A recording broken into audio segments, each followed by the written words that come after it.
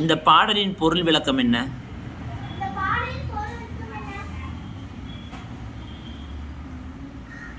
நீங்க சொல்லுங்க சாலினி, இதோட விளக்கம் என்ன?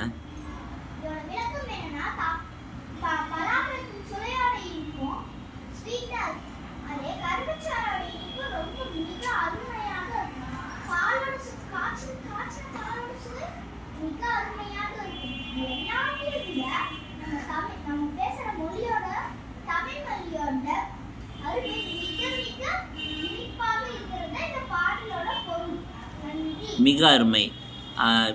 சாலினி சொன்னது போல பழங்களின் சுவைகளை காட்டிலும் தேனின் சுவை, கரும்புச்சாறின் சுவை, பலாப்பழத்தின் சுவை, காய்ச்சிய பாலின் சுவை, இளநீரின் சுவை, இவை அனைத்தையும் காட்டிலும் நமது தமிழ் மொழியின் சுவை மிகவும் இனிமை வாய்ந்தது என்பதை பாடல் வழியே நாம் அறிந்திருக்கிறோம். இப்பாடலை எழுதியவர் யார்? மிக அருமை. மாணவிக்கு வாழ்த்துகளும் பாராட்டுகளும்.